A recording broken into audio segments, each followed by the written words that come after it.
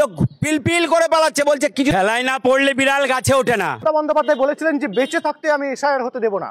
গতকাল রাত্রে আবার অন্য ছবি আমরা দেখলাম যে মমতা বন্দ্যোপাধ্যায় এবং তার দলবল মমতা বন্দ্যোপাধ্যায়ের বাড়িতে সে এসআইআর ফর্ম গেল। অপরদিকে চন্দ্রিমা ভট্টাচার্য থেকে শুরু করে মদন মিত্র, সৌগত রায় সকলেই ছবি দিচ্ছেন যে আমরা সেই ফর্ম অ্যাকসেপ্ট করলাম। খেলায় না পড়লে বিড়াল গাছে ওঠে না, এ কথা তো প্রবাদই আছে। তা ঠেলার প্রয়োজনীয়তা কোথায় এলো? যিনি বলেছিলেন নাকি এসআইআর হবে না, নির্বাচন কমিশন এসআইআর করতে হলে আমরা 10 লক্ষ লোক নিয়ে দিল্লির নির্বাচন কমিশনের অফিস ঘেরাও করব।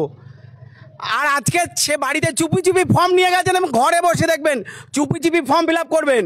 এই তৃণমূলের নেতারা চুপি চুপি ফর্ম ফিল আপ করবেন আর ফর্ম ফিল আপ করে জমা দিয়ে দেবেন যাতে তার ভোটার লিস্টের নামটা থাকে, আর কার থাকতে দেবে না।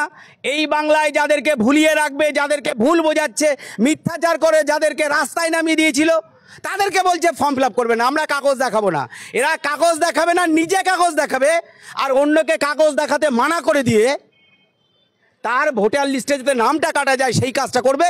করার এর কারণটাই হচ্ছে গিয়ে ওই যার নাম বাদ যাবে তাকে নিয়ে মিথ্যাচার করে রাজনীতি নামে যে তোমার নামটা কেটে দিয়েছে, দেখেছো তো নির্বাচন কমিশন।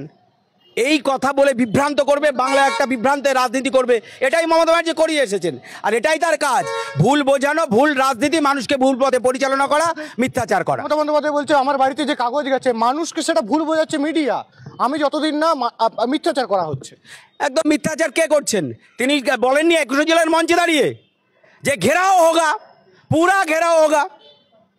সেই হিন্দি, আমারও সেরকম হিন্দি, আমিও তো বাঙালির ছেলে, উনি বাঙালি গল্প কথা বলে, কিন্তু ঘেরাও হোগা সেদিন বলেনি, আমরা ঘেরাও করবো বলে না, হোগা বলে ফেলেছিল। আসলে বিষয়টা একটা জায়গায় দাঁড়িয়ে গেছে, রাজনীতির কোনো বিজেপির বিরোধিতার ইস্যু নেই। বিজেপি কেন্দ্রীয় সরকারের 14.5 এত বছর আছে, এই রাজনৈতিক এত বছরের মধ্যে কোনো ইস্যু নেই বিজেপির বিরুদ্ধে বলতে পারিনি। ফলে নরেন্দ্র মোদীর বিরুদ্ধে বলতে পারছে না, বিজেপি সরকারের বিরুদ্ধে পারছে না। এবার সাংবিধানিক সংস্থা নির্বাচন কমিশন 300 সংবিধানে 324 থেকে 329, 224 থেকে 229 নং ধারায় বলে দিয়েছে তার প্রধান এবং প্রচার কাজ হচ্ছে গিয়ে সঠিক এবং নির্ভুল ভোটার তালিকা তৈরি করা। তাহলে সেই নির্ভুল ভোটার তালিকা তৈরি করার জন্য নির্বাচন কমিশন যদি এসআইআর করে, নিবিড় সংশোধন পদ্ধতি, সেই নিবিড় সংশোধন পদ্ধতিতে যার নাম, কার নাম বাদ যাবে, যার মৃত তার নাম বাদ যাবে, কার নাম বাদ যাবে, যার ডবল এন্ট্রি, ট্রিপল এন্ট্রি 3 জায়গায় 4 জায়গায় আছে তার নাম বাদ যাবে, কার নাম বাদ যাবে শিফটিং। আপনার বোন এখানে ছিল, বিয়ে হয়েছে দিল্লিতে নাম উঠে গেছে, পশ্চিমবাংলায় নাম আছে, তার বাদ যাওয়া উচিত কি উচিত না? উচিত। তাহলে আপনার বোনের নামটা এখানে বাদ গেলে ক্ষতি কোথায়? আর কার বাদ যাবে? আপনি দেখতে পাচ্ছেন বিগত 10 দিন ধরে আমরা বর্ডার সাইডে ডিস্ট্রিক্ট থাকি, আমরা উত্তর 24 পরগনার বাসিন্দা, আমরা বসিরহাটের বাসিন্দা, আমরা হিঙ্গলগঞ্জের লোক। আপনি ভয় পাচ্ছেন না? একদম না।